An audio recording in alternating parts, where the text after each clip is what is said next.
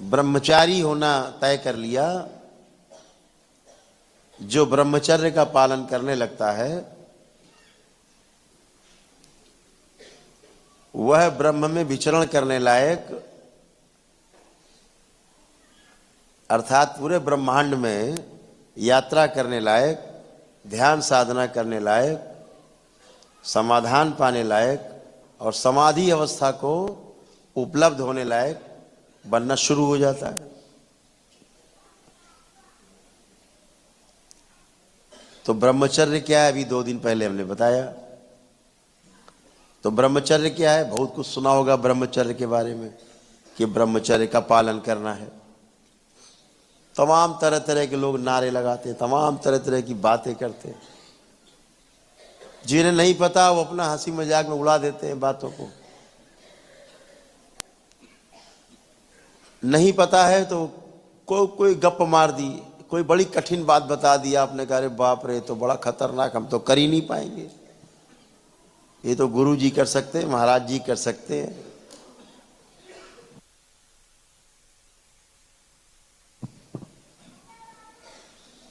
तो ब्रह्मचारी का, ब्रह्मचर्य का अर्थ क्या है, इस पूरी सृष्टि में जो कुछ भी है उसको ठीक ठीक वैसा ही समझ लेना, न कम न ज्यादा, सही सही समझ लेना। यानी कोई भ्रम नहीं बचा, सही सही समझ लेना और समझ करके उसके अनुसार जीने लगना, यही ब्रह्मचर्य है। कितना सीधा साधा ब्रह्मचर्य का अर्थ है।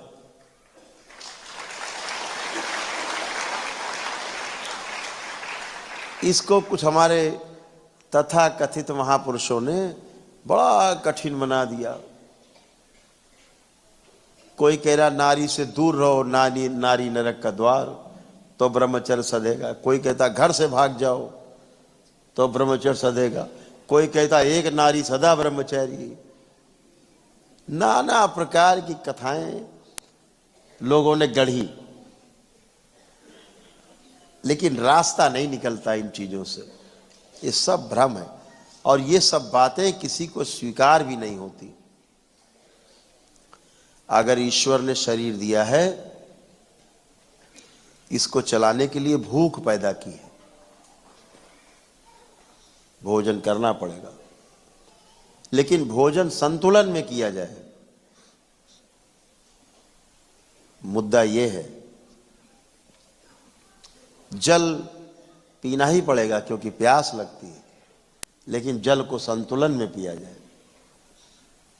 वासनाएं हैं, संतुलन में आप उनका सदुपयोग करते हैं गृहस्थ जीवन में,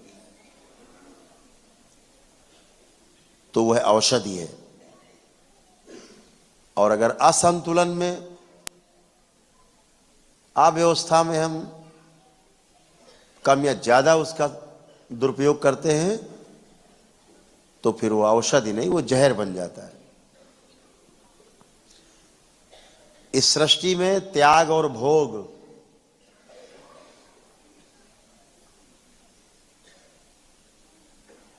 बहुत त्याग कर देना, अति भोग में चले जाना, डूबे हैं भोग में,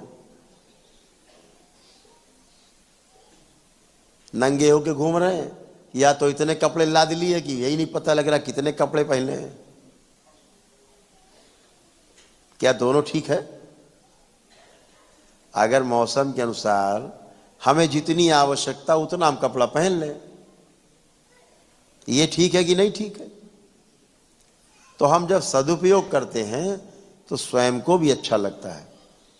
तो हम सृष्टि के नियमों को जान लें, सृष्टि के नियमों को जान करके हम उसी प्रकार से हमारा आचरण हो जाए, वैसा हम जीने लगें, इसे ही ब्रह्मचर्य कहा गया।